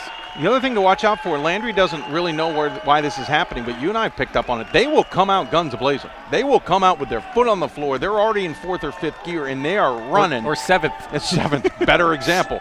They won't necessarily – you look at half scores, ton of points first half, not a lot of points second half. I said in the interview, you feel like you got to hold on. You'll hear it coming up. And he doesn't necessarily agree or disagree to that, but that's the only thing you got to worry about with Swarthmore is they get out to a lead. How do they hold it? And with both teams, and this, we could say this for all four teams, how do the teams come out in terms of nerves and emotions? A lot of times in this venue, you will see one team or both teams off to a very, very slow start. Usually, you know, if you see a team get out to a 12-2 lead, almost every time that other team that's down 12-2 will find their way. And all of a sudden that game will be, you know, 16-16. Yeah. So let's just see which teams come out and are comfortable, which team comes out with nerves. That's going to be something, I think, in the first game to look at. Interestingly, both games you have one team who's been here. Christopher Newport, 3 years ago. Swarthmore, never. You got the other game, Oshkosh, last year. Wheaton, never. We're going to get a first-time champ no matter what. Oshkosh is the only one who's played in the title game. But even in the second game, there's a little bit of that yin-yang to that, and against two teams who kind of know each other but kind of don't. Yeah, I think when you look at that Oshkosh-Wheaton game, they played, but boy, that was a long time ago. It was almost like it was last season. Really does. You know, it was in November. Yeah, and third game of the season. I don't know if we even need to put too much stock in how that game played out because Wheaton's a lot different team, and I know that Oshkosh is a different team from that game. Absolutely. But to your point of comfortable versus not comfortable, you expect Oshkosh to be comfortable and Christopher Newport to be comfortable. You're going to expect Swarthmore maybe and Wheaton to be like, oh, I'm here. Yeah, we don't know. I mean, talking to John Krikorian of CNU, he talked a lot about how they came out the last time they were here so dead. They just didn't play the way they wanted to play, and a lot of it is because of the atmosphere. You could see that happening with Swarthmore. They've had some struggles on the road, especially slow starts. The Randolph-Macon game, they really had to struggle back. They spent the whole game behind, which is not how they're used to doing things. So it'll be interesting to see that first 5 or 10 minutes, how that game goes. Mom, let me ask you a trick question. Do you let Aston Francis score and just worry about the other 4 guys? Or do you try in some capacity to contain them? Well, you don't let them score more than your team scores. Fair. That would be my first That'd be strategy. A good call. You bring up a good question, and I would play Aston Francis straight up with help coming. What I wouldn't do is play a defense that I haven't tried all year. I wouldn't play a triangle and 2 or a box and 1 or whatever you want to throw at Aston Francis. Add a 6th defender out there. And I would start the game and play him straight up and see where his jump shot is, right? Okay. So it wouldn't be crazy to think that a guy in this stage is cold. So what if Aston Francis goes 0 for his first 4, 5, now the pressure starts mounting. If I'm Oshkosh, I want to see where Aston Francis is before I start to really adjust my defense. Let me ask, go ahead. I was going to say some of that is the matchup as well. You could put a taller player on him to challenge the shots a little bit, trusting that you still have some big guys back. Not every team has the luxury that Oshkosh does of having rim protectors and some guys with length on the outside. There's a lot of ways you can go after him. Let me ask you a different question. The arena. Nobody's played an arena that looks like this. This even makes, it's wider than Salem. It's about as deep as Salem, and maybe even a little shallower on the depth than Salem. But sight lines, shot sites. How do you think guys will do? We make a little of this sometimes when we see it happen. I don't know. Do we think these guys come out and are clanking them? Well, the one thing, CNU plays in a big gym. They've got a whole track in there. They've got a lot of space. The sightlines are not going to be that different for them. Swarthmore plays in a tiny gym. Yes, they do. And it's going to be a different shot line for them. It's going to be a different atmosphere. So that will be one thing to watch as well. And I think from a Wheaton standpoint, they just played at Augustana, and Augustana's a big cavernous place with no walls behind the basket. So you never know when guys play in a new gym, but I think by the time they've had practices and shoot-arounds, I think you'll see both teams shoot it pretty well here. Yeah, we've had one practice, one shoot-around happen today for both teams. We'll have obviously another shoot-around that takes place tomorrow, for whoever the winner is. These games seem like, again, so I don't know how many of you guys have been asked, but everybody walks up to me going, hey, who you got? Who do you think's going to? And I give an answer quietly, and then I say, but anything is possible today, because really anything is possible. Well, that's what I've been saying to people is I have some favorites in each of these games, but there will be no upsets, right? If the teams that I think are slightly favored lose, it's not that it's, an upset. It's not a surprise, especially when you get this far. You've beaten really good teams. Everybody has to get here, so I think they'll be well matched. And I can't stress that enough, that most times we have come to championship weekend in both semifinal games, there is a favorite. It doesn't mean the favorite's always won. No. But there's been a team you're like, well, that would be an upset over here. There, like Ryan just said, quote of the night, there will be no upsets. Whatever way this plays out, there will be no upsets. Do you think any of these games get out of control, or do you think they stay tight the whole way? Or I'd be shocked. Stay tight in general? I'd be shocked if there were big margins here. If anyone ran away from anyone, I'd be completely shocked. I mean, we've seen Swarthmore do that. We saw them do it to MIT, which is a team that's just as good as this Christopher Newport team. They shoot 89% in the first half. If they come out, and they're capable of doing that. If they come out and they hit all these shots and they're getting steals and the guys down low are getting blocks, I mean, you could see it happening. I don't think it will. I think Christopher Newport, with the experience and the defense that they have, will be able to stay with them. But, I mean, it's possible. I don't know where the coaches for the NABC will be positioned, because I always get a kick. I heard that they had a suite up at the top. Oh, that's not fair. Because I always enjoy watching them sometimes in media breaks, turning around and looking and seeing what they're talking about or seeing their reactions. Because, these are coaches watching these teams, and they're fascinated every year about this championship weekend. Yeah, there's a group of coaches that was in Salem every single year. Yep. So Coach Cunningham and McGrath, and go down the line. And they're here again. They've come to Fort Wayne. And it is kind of fun watching coaches break things down. And that I'm with Dave, that's always a fun part of this experience. I hope they're nearby, because if they're all the way up in the suites, which, by the way, it's awesome that there's suites, okay, folks? I'm going to be disappointed, because I ain't going to see a darn thing from them up there. Again, now the arena's starting to fill in. We're getting the sound now. We're starting to get the feel of things. This is starting to feel bigger and bigger. Obviously, I'm kind of enjoying this atmosphere. Yeah, it's really exciting. All the teams in here, and you've got fans that are really excited to be here. I mean, Swarthmore hasn't been good at much for a very long time. So their fans are really excited. You've seen them everywhere. They're filed in now. I'm sure CNU is going to travel really well. They raised the money to get the band here. I'm sure there's going to be plenty of people on the way out.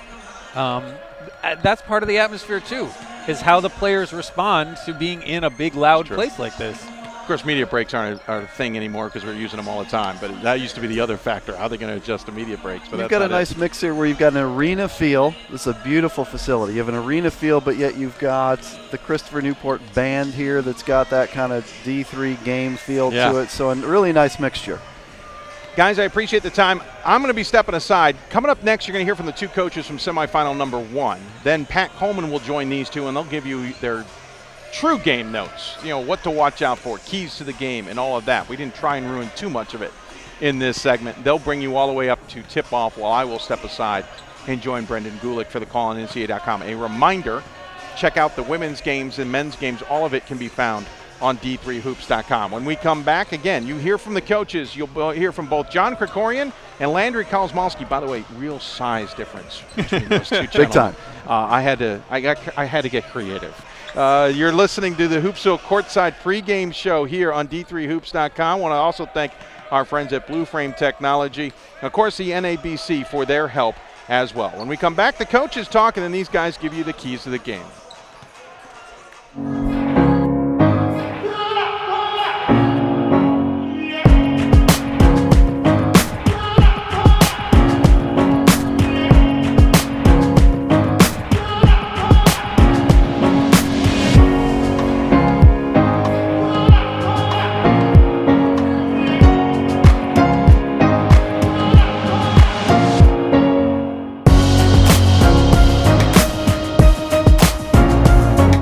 My name is Marcus Walker. I was All-State, won a state championship, a high school All-American, and played college and pro ball. I played because I love the game. I grind to be the best.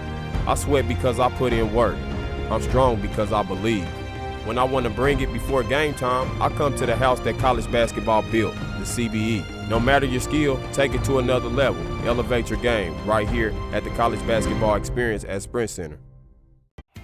Something I discovered in myself is that if I have a goal, I can accomplish it. It's a well-rounded experience. At a Division III school, you primarily a student athlete, so the school is really shaped around you developing yourself as a complete individual. It helps a lot that you have a family with your team that can guide you.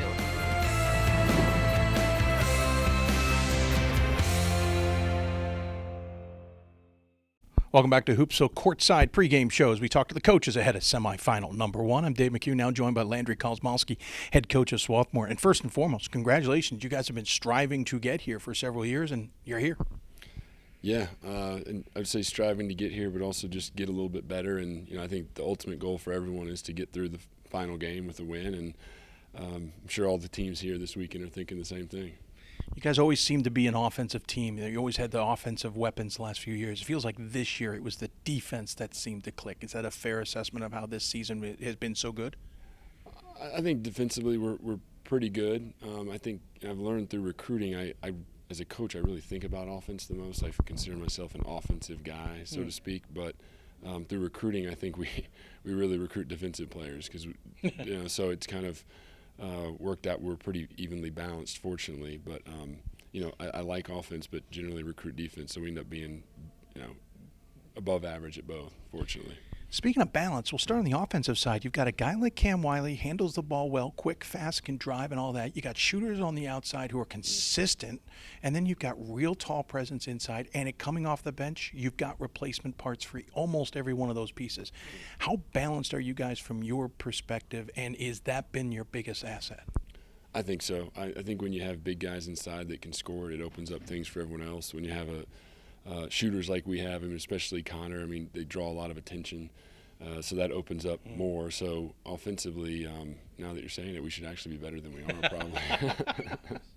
You guys had a little bit of a stumbling block early in the season. First couple of conference games, 2 buzzer beaters on back-to-back games in the same week. That can be enough to take a team's knees out and have you guys kind of struggle out. It seemed like, it took your knees out, but you guys recovered quickly. Yeah, and we attacked it right away. We said, hey, here's what happened. Let's learn from it. We can go one of 2 ways. We can just, stay down on the mat, as my former coach, Coach McHugh, likes to say, or, you can get up. And there's no shame in getting knocked to the mat. And we just said, hey, look, we can learn some late game lessons here that'll help us down the road, which they did. And so I think that all you can do is move forward. And that's what, that would be our standard for ourselves, is to move forward. Interesting enough, you've had a lot of close games this season, especially in this tournament. How much did those buzzer beaters kind of help you guys learn, or at least be used to those situations? Oh, absolutely, and I think that was one of the concerns coming in the tournament, is that a lot of our games late in the season were not close. No. So you need that kind of adversity, you need that kind of situational execution, and those 2 games early against Johns Hopkins and Franklin and Marshall helped us a lot. And then to be in the situation at Randolph, Macon, and Nichols, our last 2 games, both close, that you can only learn from those tough experiences. So we were fortunate in hindsight to have them. You guys seem, when you look at statistics, to be score a ton of points in the first half and not as many second half, almost kind of hold on second half. And I don't know if that's a fair representation, but maybe a better way of saying it is they seem like shock and awe. We're going to come out and gun at you, put you on your back foot in the first half, and then we can pace ourselves the rest of the game. Is that a fair way of assessing it? And will that work against Christopher Newport? Well, I'd say if you asked our players if I ever said pace yourselves, they would say that's never, ever happened. I don't really know why that's happened. It's not by plan. Okay. We do want to warm up well and get out to a good start, I think, like everybody. But I don't know about the second half, why it dips. It's probably something I need to figure out in the offseason. What do you expect from Christopher Newport, a team that, strangely enough, the programs have only faced off once before in history? Yeah, 2 years ago in the NCAA tournament at our place. Yeah, John's an excellent coach. I mean, they have high-level athletes, tough kids. That they're very unselfish. So all the things that you strive to be as a team, that we strive to be, they do really, really well. So it's going to be a battle. I hope we give them, or they're having as much trouble game planning for us as we are for them, because I think it's going to be nip and tuck the whole way. What about the experience of getting here? What does this mean to the program? What's it mean to you? It's kind of hard to think about it, because when you get here, there's so many. You get to this point, there's so many additional things you got to do. So you need to. I think it's kind of like the season. You're immediately on to the next game. You're scouting it. You're prepping for it. You're playing practice. So there's not a lot of time to think about it. It's magnified even more here, where it is. It's logistical, it's travel, and we want to do all those things the right way and make sure there are no hiccups.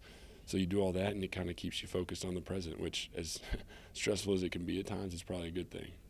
Well, I appreciate the time. Good luck against Christopher Newport. Look forward to talking to you down the road. Thank you. Appreciate it. He's Landry Kolsmowski. When we come back, we return live to Courtside and get ready for the first semifinal of the day. You're watching the Hoopsville Courtside pregame show. Back with more after this. Big shots. Big dunks. This trophy is not given. It must be earned. The 2019 NCAA Division III Men's Basketball Championship, March 15th and 16th at the Allen County War Memorial Coliseum Arena in Fort Wayne. With his third triple. Visit ncaa.com/tickets and secure your seats today. I'm a Division III student athlete, and I know how powerful words can be. The term gay doesn't mean stupid, lame, or less than. So I pledge to speak up if I hear the term gay used in a derogatory way or any other homophobic terms. If you can play in Division III. I'm a Division III student athlete, and my teammates unconditionally accepted me as part of their family. So now I pledge to do the same for others. If you can play in Division III.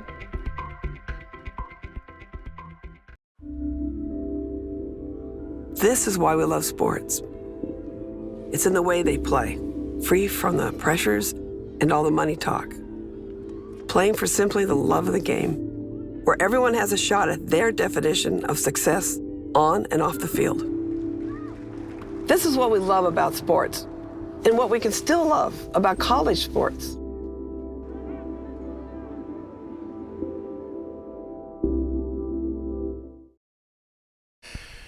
Welcome back to the Hoopsville Courtside pregame shows. We start getting ready for semifinal number 1, talking with the coaches. I'm Dave McHugh, now joined by John Krikorian, the head coach of Christopher Newport. First and foremost, congratulations on returning to the championship weekend.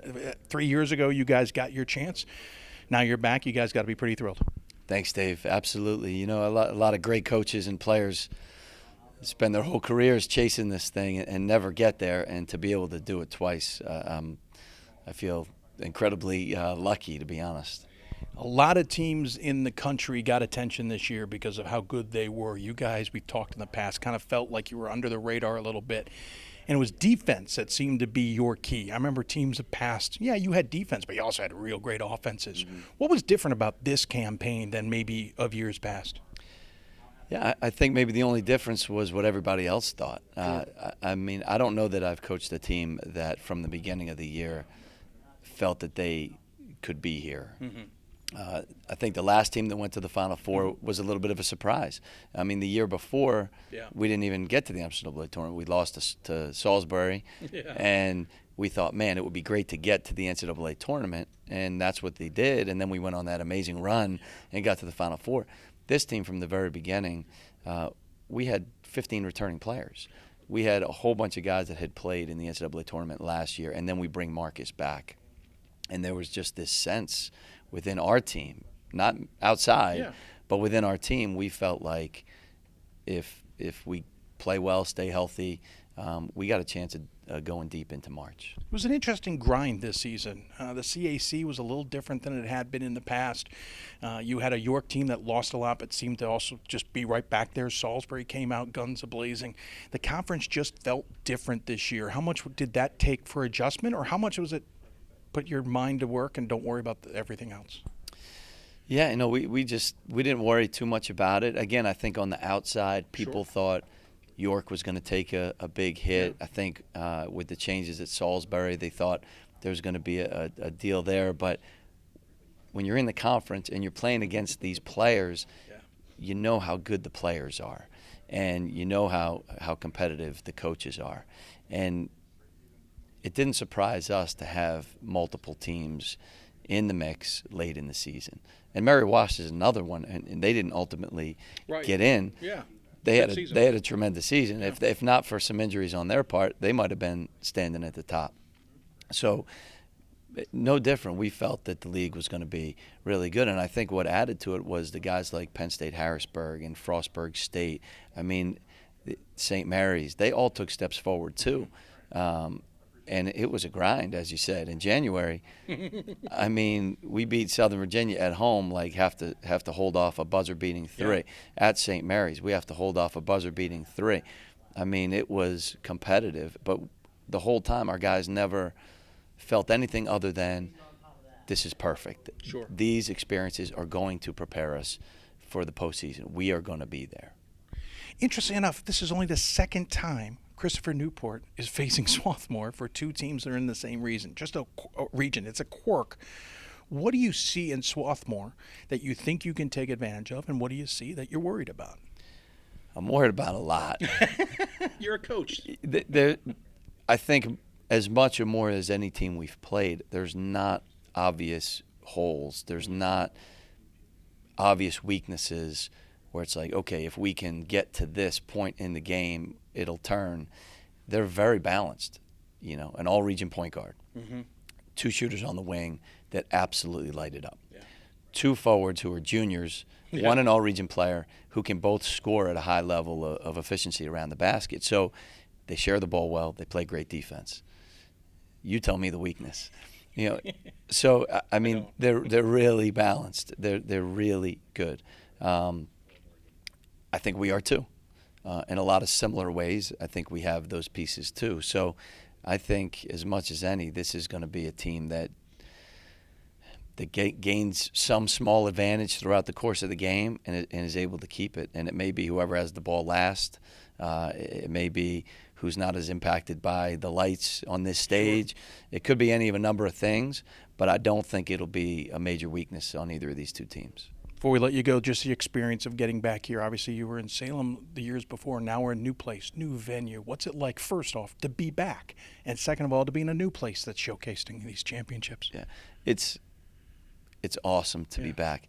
And I can't tell you how much sleep I lost as the head coach the last time, second-guessing so many decisions. When you're not there and you go through it, you look back, man, we could have done this, we should have done this.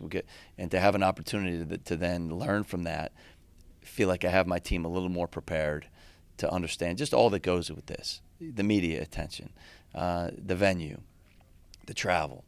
There's just so much more involved at this stage when you're in the Final Four. And hopefully I've been able to help my guys through that a little bit, not as much as Marcus and Tyler because they've done it as well. And I think a lot of that stuff is really, really important when you get to this stage. So to be able to have another opportunity to hopefully learn from that, I don't know if it'll mean we win the game, but I think it'll mean maybe we'll play a little bit better. Sure. And my guys will be a little more prepared for the moment. Sure. And so it's great to be back. And to be in Fort Wayne, it's been a great experience so far. I'm all about the student-athlete experience. Right. And so far it's been great for our guys. They're having a ball. Fort Wayne's doing it upright. Yeah. Salem did it upright. Yeah. And so that's all that matters to me. And to be in Fort Wayne has some advantages. We loved being in Virginia. Sure. As a coach, a lot more distractions. Yeah, you're next door. Now we jump on a plane and now we're out here and there's a few less. So maybe that'll be to our advantage, I hope. Well, I appreciate the time. Good luck against Swarthmore, and I look forward to talking to you down the road. Thanks, Dave. He is John Krikorian. When we come back, we talk to Swarthmore's head coach, Landry Kozmowski, here on the Hoopsville Pregame Courtside Show. College basketball lives in Kansas City at the College Basketball Experience at Sprint Center. The College Basketball Experience is the place to get your game on. It's not a museum, it's an experience you won't forget. Discover the history of the game in the National Collegiate Basketball Hall of Fame, featuring the Gallery of Honor, Mentor's Circle, and Honor Theater. Suit up in the latest CBE logoed Nike gear at the CBE Hoop Shop. Elevate your game today and visit the house that college basketball built.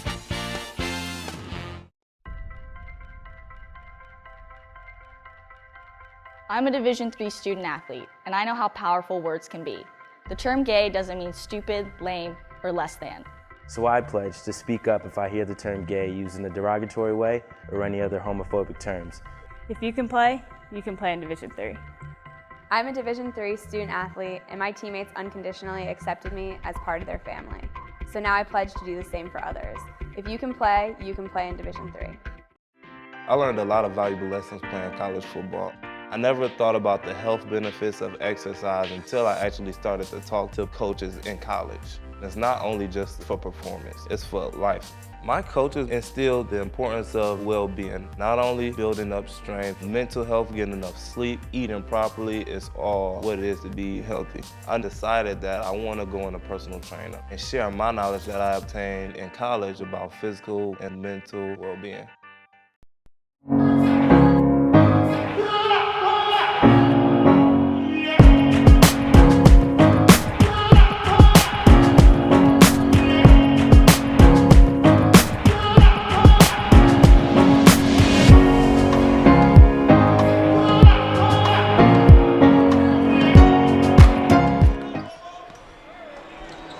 And welcome back to Hoopsville Courtside here at the Allen County Memorial Coliseum in Fort Wayne, Indiana. We're getting you ready for the first national semifinal here at the Division III Men's Basketball National Championships. I'm Pat Coleman, joined by Ryan Scott and Bob Coleman. We'll take you up to tip-off. Don't forget you can watch the live stream of this national semifinal on ncaa.com. You can find the link for it right here on this page if you're watching it on our website, or go out to the front page of the website and look for the schedule link. There's lots of ways to find it where Brendan Gulick and Dave McHugh will be on the call. But we've got a few minutes left to get you through starting lineups, and then up to tip-off. We'll take you all the way there up to the top of the hour. Guys, we've talked quite a bit over the course of the last hour and a half plus about this upcoming game. Let's talk a little bit in particular about CNU versus Swarthmore. For me, Pat, when I look at a big statistic in this game, it's going to be turnovers, Swarthmore turnovers, because one of the things that I think jumps out at the Christopher Newport box score is their opponents have 281 assists to 411 turnovers. So they're a team that really gets after you and turns it over. I think Christopher Newport's path to victory here is around turning Swarthmore over a whole bunch today. I'm talking like 17, 18-ish, something like that. I think that's what Christopher Newport needs to really win this ball game.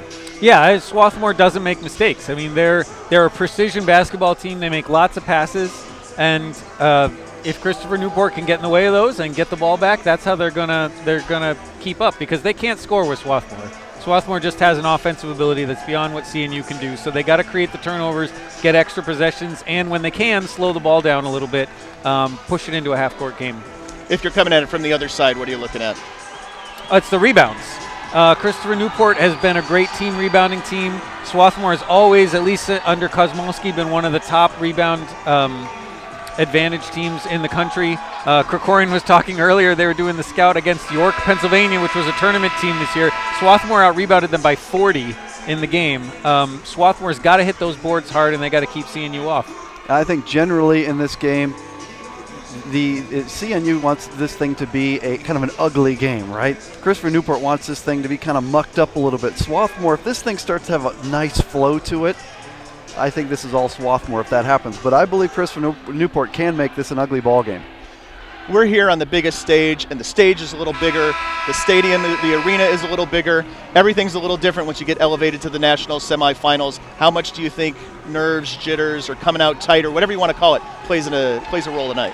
Well, I think the first 5 minutes is going to be really telling. Swarthmore always comes out fast. If they're hitting their shots, then they're going to be in good shape. If they're not hitting them, if the stage is getting to them, it's going to be a little tough. CNU, they've got a lot of experience. They've got a lot of confidence.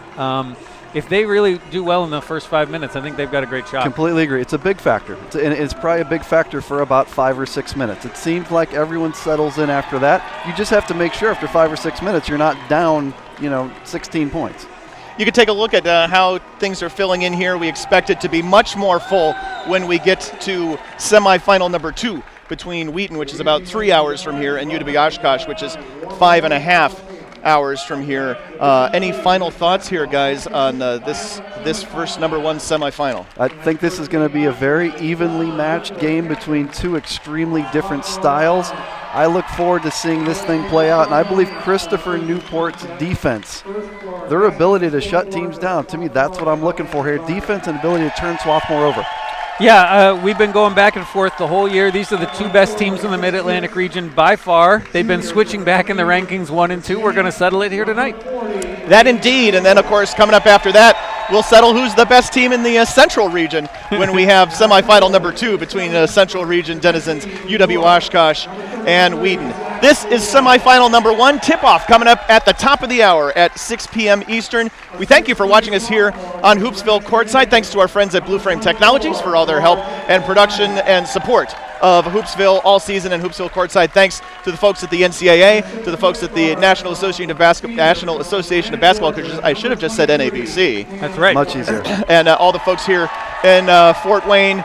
We are looking forward to a great first national semifinal. For Dave McHugh, who will be on the call for NCAA.com, for Bob Quillman, for Ryan Scott, I'm Pat Coleman. We're going to sign off here. Thanks for watching us on Hoopsville Courtside. Stick around and go watch semifinal number 1 at NCAA.com. Virginia Beach, Virginia, number 30, Adrian Beasley. The 6'7" junior from Mechanicsville, Virginia, number 35.